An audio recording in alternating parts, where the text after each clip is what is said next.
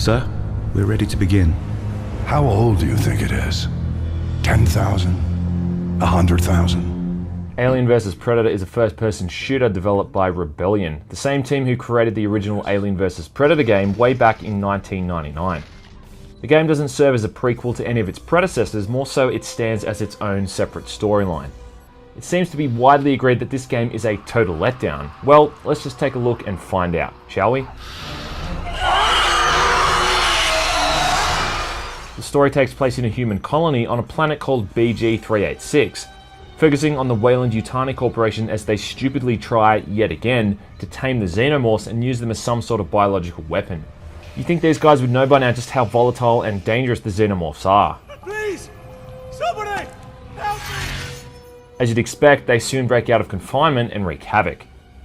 Lance Henriksen returns to provide the voice for Carl Weyland, and this time his plan is to do something with, I don't know, some stuff. I don't even know anymore.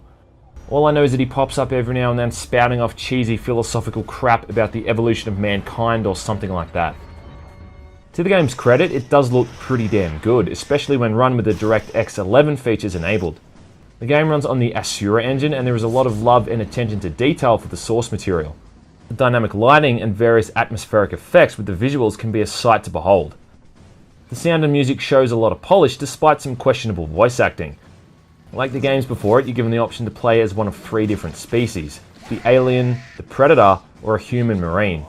These campaigns all offer up 3 vastly different playstyles and separate storylines, kind of. The marine is the most basic of the 3, using high-powered weapons like pulse rifles and smart guns to take on the never-ending waves of xenomorphs that have overrun the colony. It's a bug hunt. In later levels you'll also have to take on combat androids armed with the same weapons as the marine. Animation for the aliens is pretty damn impressive and they move extremely gracefully across all types of surfaces. In this storyline you're a newly enlisted marine known as Rookie, going around the colony flipping switches and taking orders from another fellow marine named Tequila. You'll venture through some fairly familiar looking locales involving various colony facilities and makeshift alien hives, popping flares for light sources and jumping every time your motion sensor gives off its trademark beep. Aside from the standard warrior xenomorphs, you'll also see the return of the larger armoured Praetorians as well. You do get to fight alongside some other marines every now and then, but this is probably the least improved campaign of the 3, and it still plays pretty much exactly the same way it did back in the 1999 version. The only real difference is that you can now use a melee attack to knock aliens back, which is pretty damn stupid when you think about it, because if an alien ever got its hands on you, you'd be torn to shreds in seconds.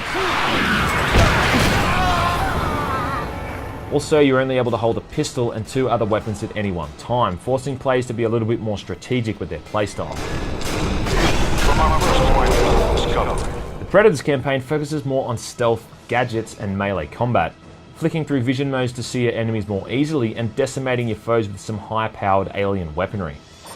The hostile's in my sight!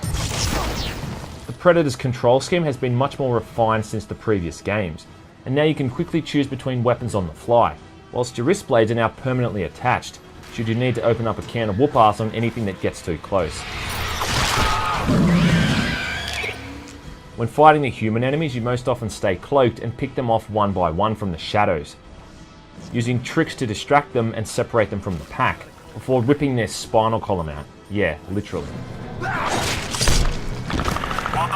Holding down the shift button, you can leap great distances much easier, though it is very context sensitive, and it can be hard to make precise jumps under pressure.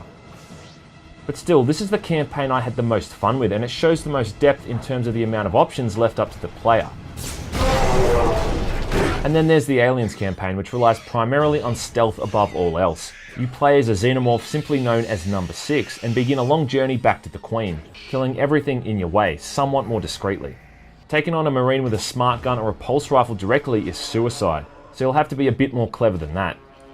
Using your tail you can knock out light sources to stay cloaked in the darkness, and even hiss loudly to draw enemies towards you. Then it's just a matter of doing what the alien does best. You're also given the option to harvest certain enemies instead of killing them, which doesn't really seem to have any effect other than just being its own separate animation. Now, no matter who you choose to play as, you're going to be seeing some very similar looking environments. In fact, most of these environments are literally recycled from campaign to campaign. You may enter from a different vantage point or not be able to access the same areas, but they're largely just the same, copy-pasted to pad out the game's already short length. And just how short? Well, the Marine and Predator campaign will probably take you 2 hours, maybe 3 if you get stuck at any of the horrible boss fights. And the Alien campaign will take you the better part of an hour to finish.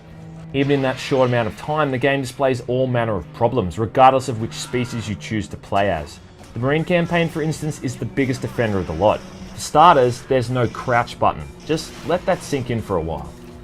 Keeping hold of certain weapons for strategic reasons is pointless because the game replaces your weapons at the end of a level. Let that also sink in for a while. But the biggest blunder is just how much they've dumbed down the pulse rifle to the point that it feels extremely underpowered.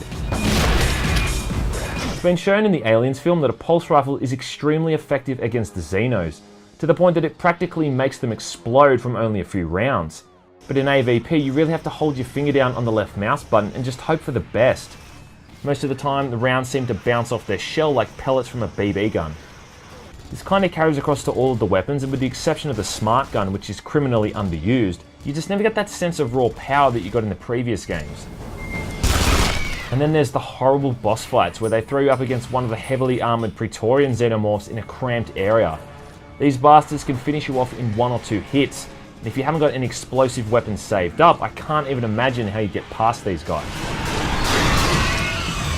Like I said before, the Predator's controls are probably the most polished. Instead of having to fumble through your weapon list, it's now a simple matter of choosing between 1 of 4 weapons with the press of a button. The weapon roster feels a lot more refined, and some of the questionably useful weapons from prior games are long gone. All you've got now is a throwing spear, proximity mine, a razor edge throwing disc, and the Predator's iconic plasma caster. The mine and plasma caster use up the Predator's energy source, whilst the spear and disc can be used as much as needed, and are suitably badass, ripping enemies to pieces. It's a bit of a shame that the plasma caster uses up your energy in 2 or 3 blasts, as it's easily the most fun to use out of the entire arsenal, and I've always loved the way that red targeting reticle flies across the screen as it locks onto your prey. When the melee combat system works, it's a thing of beauty. You've got a light attack, a heavy attack, and a block ability, an attack style the Aliens use as well. It sounds simple enough, but it can be a little bit tricky to get the hang of because it doesn't always work as planned. Most of the time you're fighting half a dozen aliens at once and you frequently take hits from behind or the side, totally throwing your rhythm off. By the end of the game, when you've unlocked all of the weapons, is when the game truly shines, and you'll be bringing down waves of aliens and combat androids with total ease, but that's almost too little too late. Finishing moves are an easier way of getting things done, but you leave yourself wide open to attacks from all sides, as they're unskippable and can go on for up to 5 seconds or more. They're cool the first few times you see them, but then afterwards you just kind of wish they weren't there at all. This is a similar problem when fighting human enemies, and most of the time I end up just sneaking past them entirely, as it's much quicker and a lot less tedious.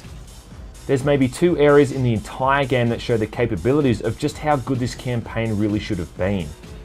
These are some large open areas where there's half a dozen Marines patrolling, and you're able to take them down in any way you want. Now this is what the entire game should have been like. Instead, most of the time it's just these largely linear, poorly disguised corridors that force you to take enemies out in a very preset way. And lastly, there's the Alien campaign, which mainly suffers from some control problems. Moving across surfaces can be a little bit disorientating at times, and the simple task of dropping from a roof to an unsuspecting enemy below can be a bit of a chore.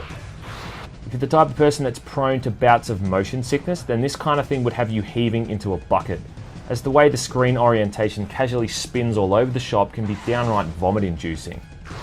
Similar to the Predator, most of the kills for the Alien require these long, unskippable animations where you leave yourself wide open to being attacked, which can result in nearby enemies killing you in seconds. The only other thing that I have an issue with is that the Alien seems to roar instead of having its trademark hiss.